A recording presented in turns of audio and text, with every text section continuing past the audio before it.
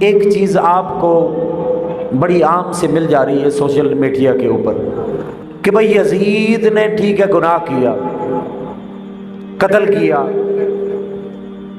قتل کرنے سے بندہ کافر نہیں ہوتا، قتل کرنے سے بندہ کافر نہیں ہوتا، اور فاسق ہو سکتا ہے، گناہگار ہو سکتا ہے، آپ اسے دائرہ اسلام سے خارج نہیں کر سکتے۔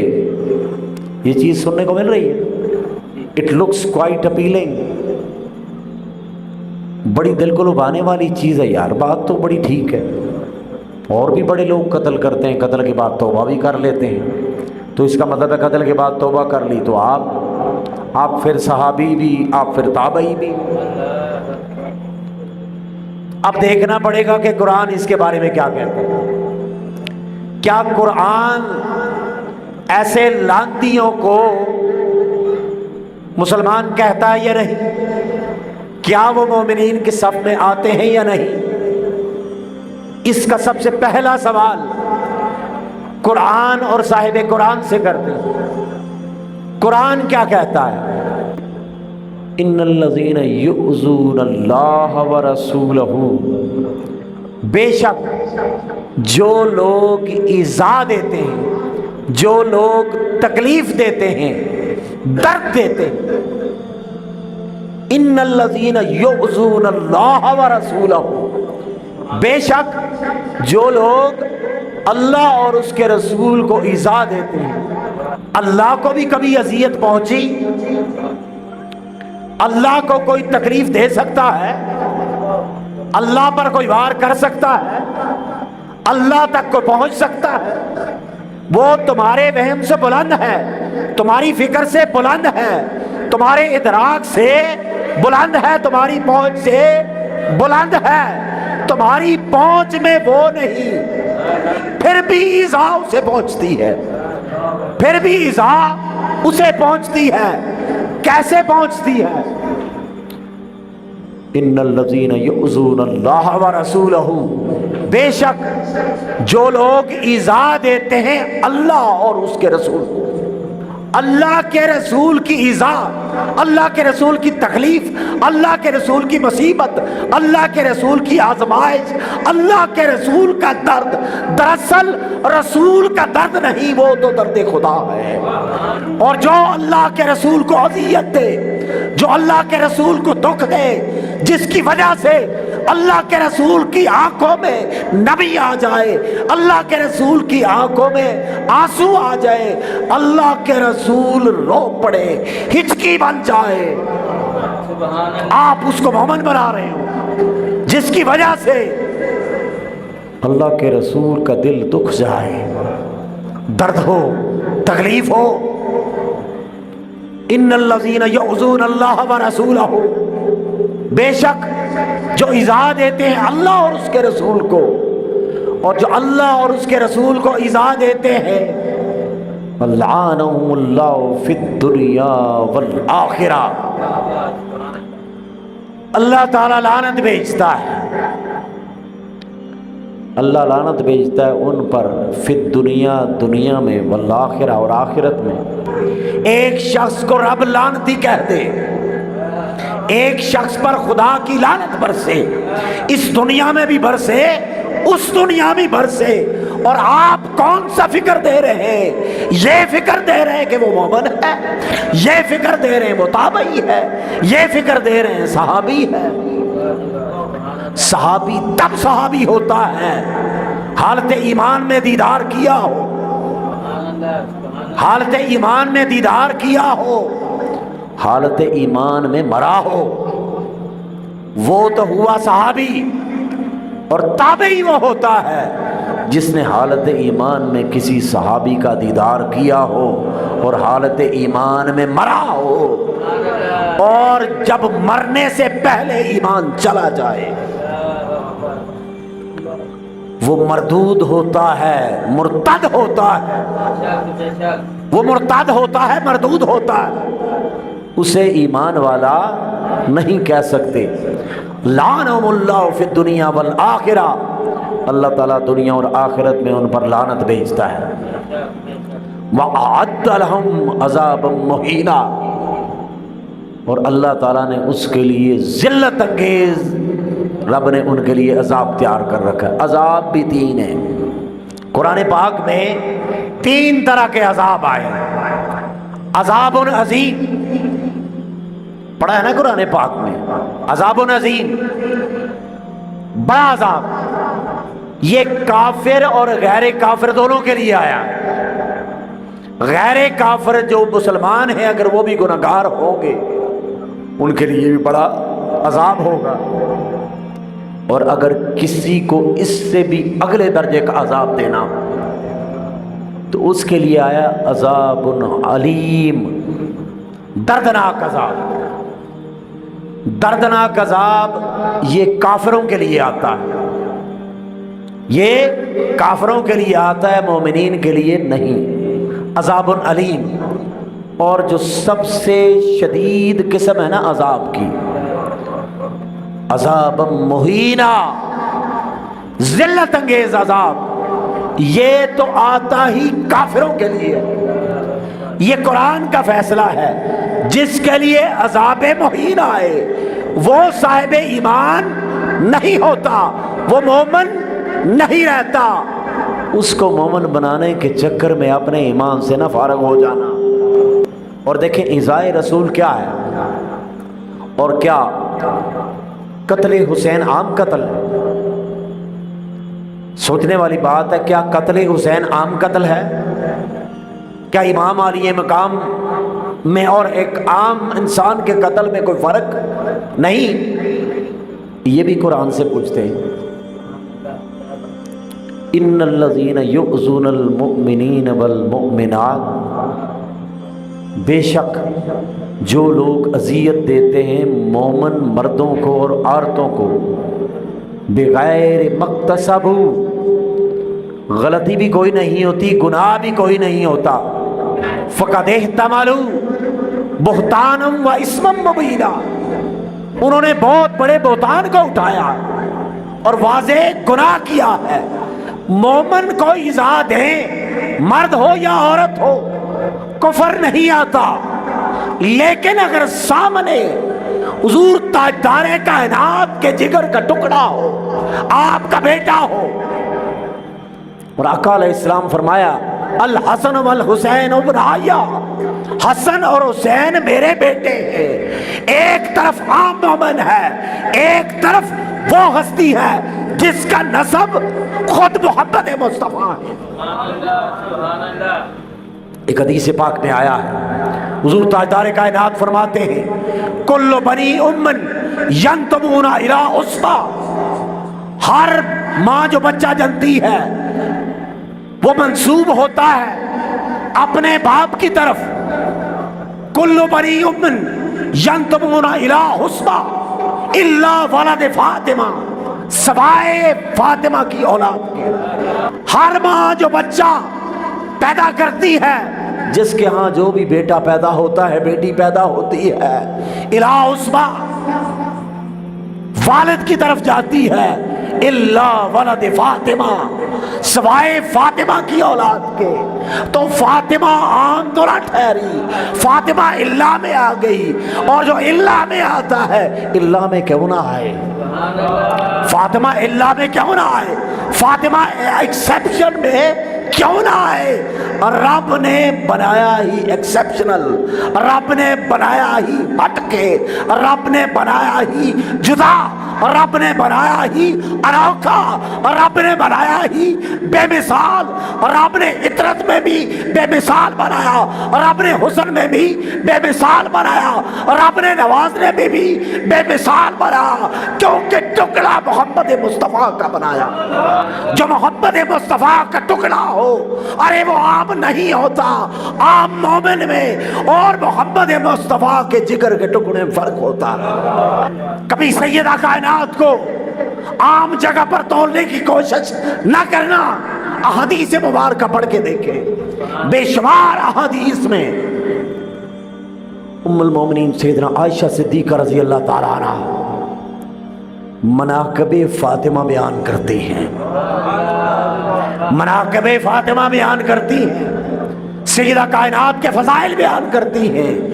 ادھر دیکھیں وہ کیا کہتی ہیں، جن کے ہاں علم بھی اپنے کمال پہ، تقویٰ اپنے کمال پہ، ورع اپنے کمال کے، معیت اپنے کمال پہ، اہل بیت بھی ہیں، سرکار کی زوجہ بھی ہے، اور بار بار وہی کہتی ہے فاطمہ جیسا کوئی نہیں۔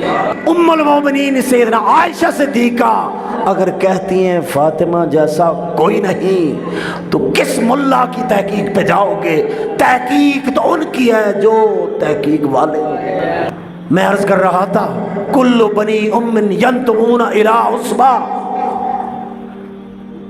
ہر ماں جو بچہ جنتی ہے اس کی نسبت اس کے والد کی طرف جاتی ہے، الا ولد فاطمہ، سوائے سیدہ فاطمہ کی اولاد کے۔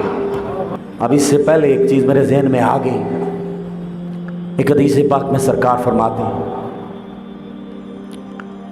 آقا علیہ السلام سیدہ کائنات کی طرف دیکھتے ہیں اور کرتے انما فاطمہ شجنۃ منی، فاطمہ میری ٹہنی ہے، فاطمہ میری شاخ ہے، فاطمہ میری شاخ ہے، اس کے اوپر 2 پھول ہیں، فاطمہ میری شاخ ہے۔ لوگوں، فاطمہ جس درخت کی شاخ ہے، ارے وہ درخت میں ہوں، اس کا اصل میں ہوں، اس کا مصدر میں ہوں، اس کا سرچشمہ میں ہوں، اس کا اوریجن میں ہوں، اس کا آغاز میں ہوں۔ انما فاطمہ تو شجرۃ منی، فاطمہ تو مجھ سے ہے۔ ارے یہ ٹہنی، شجرہ وہ ٹہنی ہوتی ہے جو درخت کے ساتھ بالکل لگی ہوتی ہے، باقی ٹہنیاں اس سے ہوتی ہیں، شجنہ وہ شاخ ہوتی ہے۔ کون سی شاخ آقا؟ اسی شاخ پہ 2 پھول ہیں، اور وہ پھول کون کون سے ہیں؟ ایک پھول امام حسن مجتبیٰ ہے، ایک پھول امام حسین ہے۔ انما فاطمہ تو شجرۃ منی یبسطنی، مجھے خوش کرتی ہے وہ چیز، ما یبسطھا، جو میری فاطمہ کو خوش کرے، اسے الگ سے مجھے خوش کرنے کی ضرورت نہیں۔ اگر میری رضا چاہتے ہو تو میری فاطمہ کی رضا حاصل کر لو، اگر میری قربت چاہتے ہو میری فاطمہ کے قریب آ جاؤ، اگر میری خوشی چاہتے ہو میری فاطمہ کے خوشی میں شامل ہو جاؤ۔ یبسطنی ما یبسطھا، جو چیز میری فاطمہ کو راضی کرے میں وہ اسی سے راضی ہوں، بس اور کچھ نہ کرو، میری فاطمہ کو بساط دے لو، راحت دے لو، خوشی دے لو۔ آقا ہم کہاں وہ کہاں؟ لیکن سرکار نے کہا جب ذکر میری فاطمہ کا ہو، جب ذکر ان کے لخت جگر کا ہو، جب ان کے فضائل کا تذکرہ ہو، جب ان کے شمائل کا تذکرہ ہو، جب ان کی شان بیان کرو گے، اس سے سیدہ کائنات کو راحت ہوگی۔ اور جس چیز سے سیدہ کائنات کو خوشی ملے وہ چیز مجھے خوش کرتی ہے۔ وہ یقبضنی ما یقبضھا، اور جس چیز سے میری فاطمہ ناراض ہو، اس کے ماتھے پر بل پڑے، اسے دکھ ہو، اذیت پہنچے، یقبضنی، میں بھی ناراض ہوتا ہوں۔ سوچیں سرکار کیا کیا کہہ گئے۔ اور میں عرض کر رہا تھا کہ کیا امام علی مقام امام حسین رضی اللہ تعالیٰ عنہ کے قتل کو عام قتل کہا جا سکتا ہے؟ کیا حضور کا بیٹا عام ہو سکتا ہے؟ کل بنی ام ینتمون الی عصبہ الا ولد فاطمہ، ہر بچے کی نسبت اس کی والد کی طرف ہوتی ہے، الا ولد فاطمہ، سوائے سیدہ فاطمہ کی اولاد کے۔ فانا ولیہم، ان کا ولی میں ہوں، ان کا نگران میں ہوں، ان کا محافظ میں ہوں، ان کا کارساز میں ہوں، ان کا مددگار میں ہوں، ان کو روشنی دکھانے والا میں ہوں، ان کو نور سے منور کرنے والا تو میں ہوں۔ فانا ولیہم، ان کا ولی تو میں ہوں۔ ولی مددگار کو بھی کہتے ہیں، ولی اس کو بھی کہتے ہیں، کہتے ہیں نا بچہ چھوٹا ہو تو اس کا والد یا اس کا کوئی بڑا ولی بن جاتا ہے کہ جو اس نے فیصلہ کہ اس بچے کی طرف سے بھی وہی فیصلہ ہے، ایسا ہوتا ہے نا۔ ولی رضامندی کا اظہار کر دے نکاح کے دوران۔ ولی کا مطلب کیا ہوتا ہے کہ یہ فیصلہ جو اس بندے نے دیا ہے، یہ چونکہ اس کا ولی ہے، اس نے اپنے آپ کو سونپ دیا اسے، اب جو فیصلہ وہ کرے گا وہ اسی کا ہوگا۔ فانا ولیہم، ان کا ولی تو میں ہوں۔ فانا ولیہم، ان کا ولی تو میں ہوں۔ میری ولایت کا فیض میری فاطمہ کو جاتا ہے، میری ولایت کا فیض میرے حسن کو جاتا ہے، میری ولایت کا فیض میرے حسین کو جاتا ہے۔ فانا ولیہم، ان کا ولی تو میں ہوں۔ وانا عصبتہم، ان کا نسب تو میں ہوں، ان کی نسبت میری طرف آئے گی، علی کی طرف نہ جائے گی۔ ایک اور حدیث، چونکہ وقت تھوڑا ہے میں صرف اس کا مفہوم بتاؤں گا۔ سیدنا ابوبکر صدیق رضی اللہ تعالیٰ، بخاری شریف، ایک روایت میں آتا ہے کہ ایک دفعہ سیدنا امام حسن کو کندھوں پہ اٹھایا ہوا جا رہے تھے۔ اس چیز کو صحابیت کہتے ہیں، آقا کی ایک ایک ادا کو اپنانا۔ آقا کو دیکھا امام حسن کو کندھوں پہ اٹھایا کرتے تھے، سیدنا صدیق اکبر نے اٹھایا اور گلیوں میں جا رہے ہیں، گلیوں میں جا رہے ہیں اور ساتھ ساتھ کیا کہہ رہے ہیں؟ اے علی، اے علی، حسن کی شبیہ تم سے نہیں ملتی، انہیں دیکھتا ہوں تو محمد کی صورت نظر آتی ہے، انہیں دیکھتا ہوں تو محمد کی صورت نظر آتی ہے۔ سرکار کیوں کندھوں پہ اٹھایا؟ اس لیے اٹھایا کہ حضور تاجدار کائنات کو اٹھاتے ہوئے دیکھا، اور یہ عام نہیں ہے، یہ تو خاص ہے، اور ان کا قتل عام نہیں خاص ہے۔ ان کی طرف اگر دل میں بغض ہو تو بندہ ایمان سے فارغ ہو جاتا ہے۔ نبی اور آل نبی کے خلاف دل میں بغض ہو تو بندہ ایمان سے جاتا ہے، اور جو قتل کرے، جو ظلم ڈھائے، جسم کے اوپر گھوڑے دوڑائے، سر نیزے پہ چڑھا دے۔ اب دیکھیں سرکار نے فرمایا الحسین منی وانا من الحسین، حسین مجھ سے ہے، لوگوں حسین مجھ سے ہے، حسین کی شجاعت مجھ سے، حسین کی استقامت مجھ سے، حسین کا صبر مجھ سے۔ حسین کا سر کٹ گیا، سر نیزے پہ، سر بازار میں، سر کوثر میں، سر یہاں، سر وہاں، سر کٹا ہوا ہے، لیکن تلاوت کی آواز آ رہی ہے، اس لیے کہ یہ الحسین منی، ارے حسین تو مجھ سے ہے۔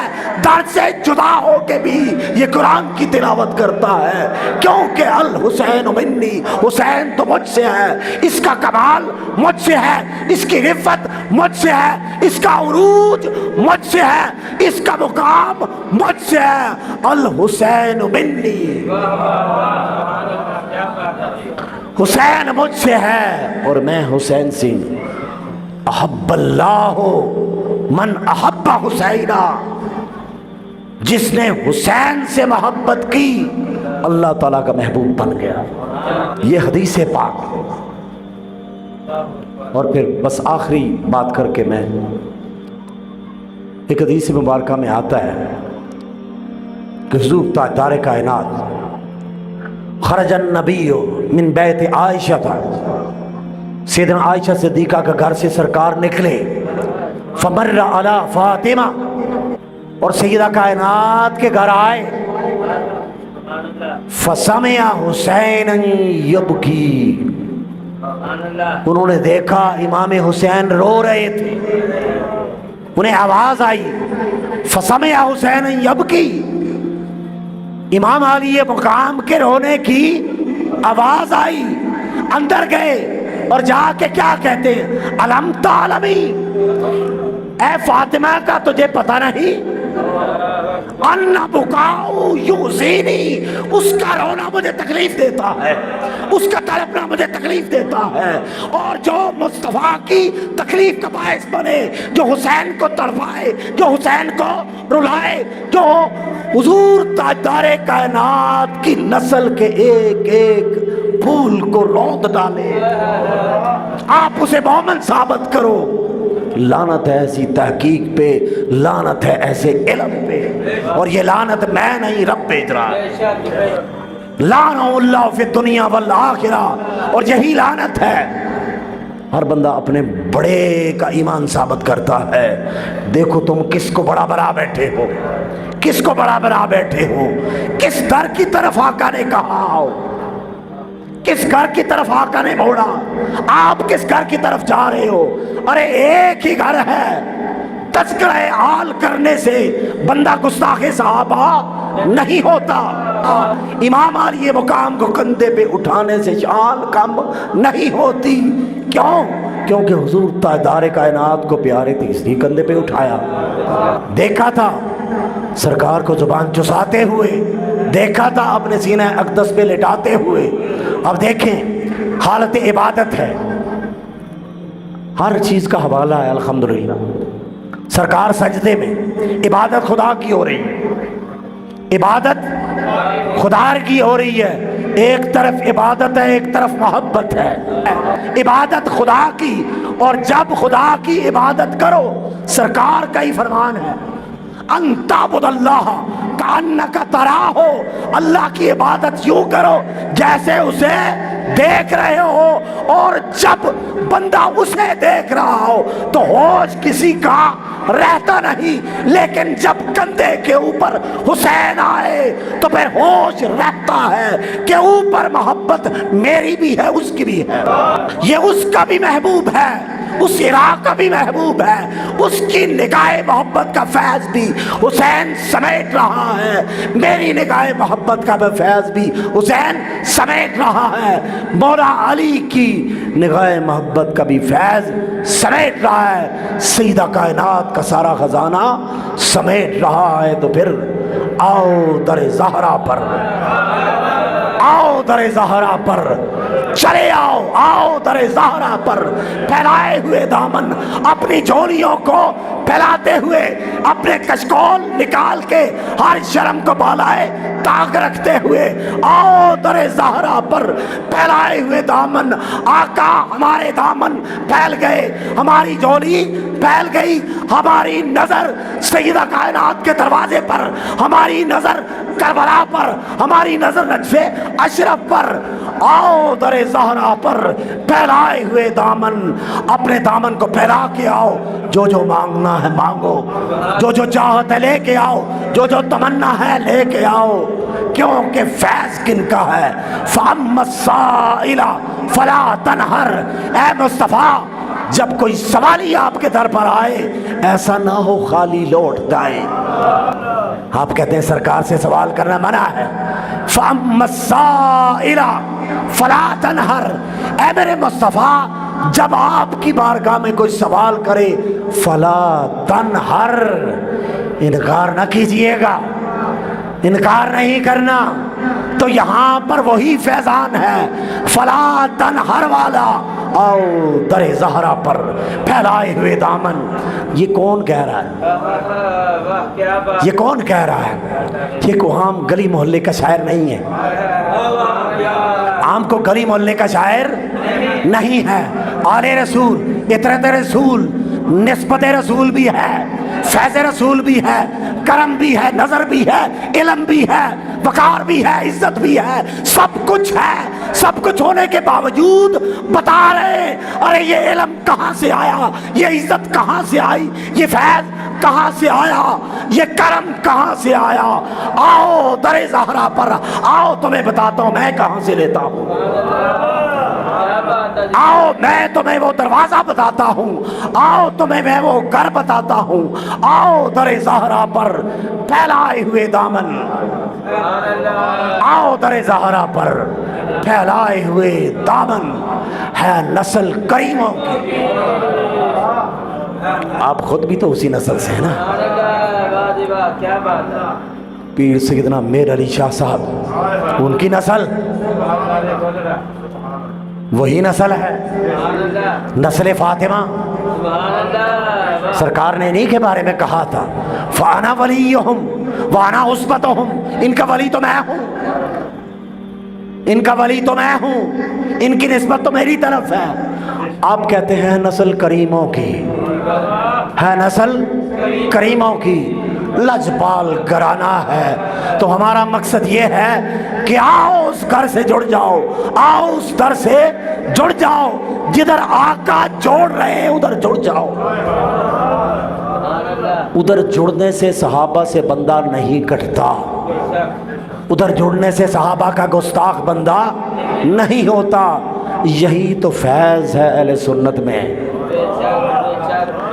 کہ ہمارے اسلاف نے جوڑنا سکھایا ہے، ہمارے اسلاف نے توڑنا نہیں سکھایا. آقا کی آل سے بھی جڑنا ہے، آقا کے اصحاب سے بھی جڑنا ہے. جب صحابہ کے فضائل بیان کرو تو اس کا مطلب یہ نہیں کہ آقا کی اہل بیت کی آپ تنقیص کر رہے ہو، اور جب آقا کی اہل بیت کے فضائل بیان کرو تو اس کا یہ مطلب نہیں کہ صحابہ کی تنقیص کر رہے ہو، کیونکہ دونوں کو فیض اسی گھر سے، دونوں کو عطا اسی گھر سے، دونوں پر کرم اسی گھر سے. تو آپ نے تو دیکھنا محمد مصطفیٰ کو ہے کہ جس جس کو انہوں نے نوازا، جس جس کو عطا کیا، بات تو اس کی ہے. اللہ تعالیٰ آپ کا آنا قبول فرمائے. وآخر دعوانا الحمدللہ رب العالمین.